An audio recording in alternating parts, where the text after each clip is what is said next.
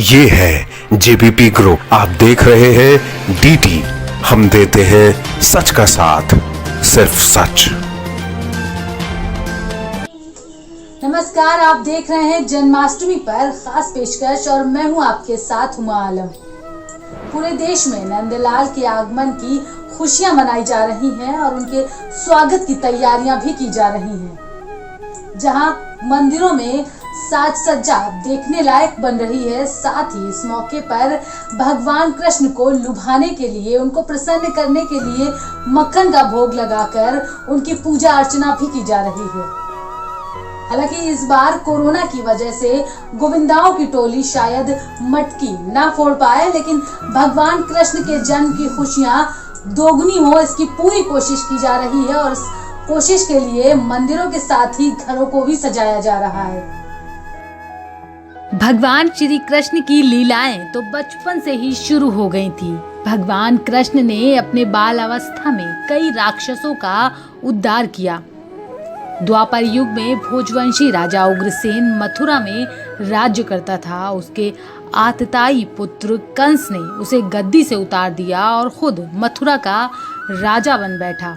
कंस की एक बहन देवकी थी, जिनका विवाह वसुदेव नामक यदुवंशी सरदार से हुआ था। एक समय कंस अपनी बहन देवकी को उसकी ससुराल पहुंचाने जा रहा था। रास्ते में आकाशवाणी हुई कि हे कंस, जिस देवकी को तू बड़े प्रेम से ले जा रहा है, उसी में तेरा काल बसता है।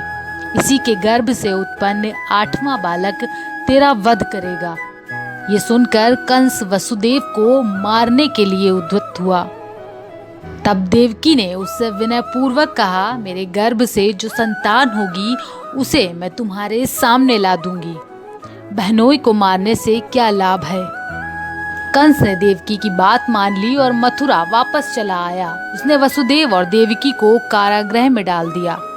वसुदेव देवकी के एक एक करके 7 बच्चे हुए और 7 को जन्म लेते ही कंस ने मार डाला।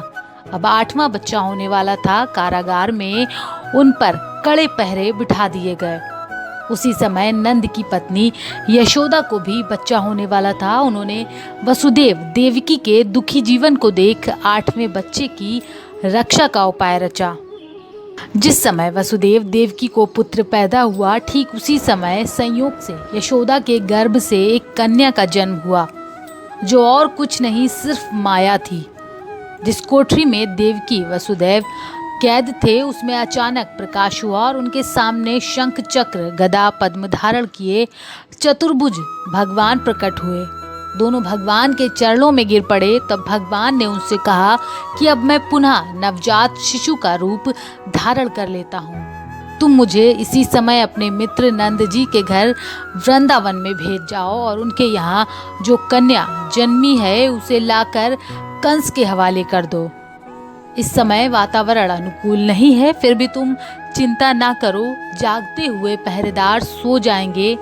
कारागार के फाटक अपने आप खुल जाएंगे और उफनती अथाह यमुना तुमको पार जाने का मार्ग दे देगी। उसी समय वसुदेव नवजात शिशु रूप श्री कृष्ण को सूप में रखकर कारागार से निकल पड़े और अथाह यमुना को पार कर नंद जी के घर पहुंचे। वहां उन्होंने नवजात शिशु को यशोदा के साथ सुला दिया और कन्या को लेकर मथुरा आ गए।